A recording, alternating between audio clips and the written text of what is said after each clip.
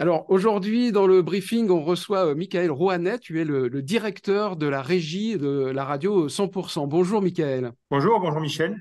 Alors aujourd'hui, le but, c'est de faire le point sur votre offre streaming. Donc est-ce que tu peux nous rappeler, Michael, en fait, comment vous vendez le streaming indépendamment de la FM? Alors tout simplement au niveau de la commercialisation, c'est un dispositif qu'on a lancé en 2021 qui permet à l'annonceur d'avoir une option pour être diffusé sur tout ce qui est web, si on peut dire. Et c'est simplement 10% du bon de commande qui est alloué à ce dispositif. Donc vous avez en fait dédoublé tous les départs de publicité, je dirais, classiques pour les proposer également sur le web indépendamment de la FM, hein. C'est bien ça? Voilà, c'est-à-dire qu'on a deux audiences, la partie sur la FM et tous ceux qui écoutent à travers le web ou diverses applications. Et ça nous permet après d'avoir un système de géologue et d'envoyer la publicité locale en fonction du choix de l'annonceur. Donc ça nous permet aussi de proposer une option, si on peut dire, audio digital. Et c'est Alors, quelque chose qui semble apprécié puisque c'est ce qui t'intéresse, je présume. Nous, on arrive maintenant quasiment à un client sur deux qui retient l'option.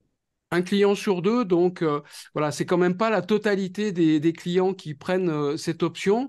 Quelle est l'objection principale des clients? Ben, il y a toujours la part de coût quand même que ça représente, ce chiffre supplémentaire.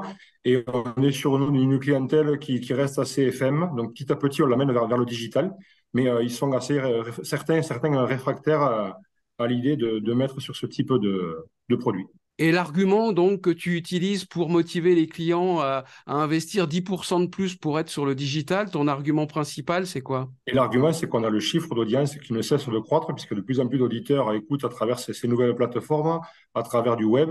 Donc, ça fait que pour dire accéder à une nouvelle audience, prenez l'option. On est vraiment sur ce schéma-là, puisque c'est plus de 15% maintenant de nos auditeurs qui passent par ces canaux-là pour écouter le produit 100%. D'accord. Et à ceux, enfin, pour terminer, qui te disent oui, mais avant, on avait les deux quand on achetait de la pub sur 100%, qu'est-ce que tu leur réponds maintenant? Qu'on n'était pas sur ces niveaux-là d'audience aussi. Que maintenant, le système évolue. Donc, on est sur le côté chiffre d'audience à mettre en avant. Et le côté aussi assez innovateur, puisqu'on a quand même bien amélioré le dispositif. En conclusion, le bilan, il est positif malgré l'investissement quand même. À la sortie, effectivement, on arrive quand même à un chiffre d'affaires un peu plus conséquent. Donc, l'idée est plus que positive, si ce n'est qu'après, nous, en termes de contraintes techniques, c'est un peu plus complexe, mais à la sortie, le jeu en vaut la chandelle et surtout, on amène un produit digital à l'ensemble de nos annonceurs. Donc, la sortie, c'est très positif. Ok, très bien. Bah, merci beaucoup pour ce partage d'expérience, Michael. Merci.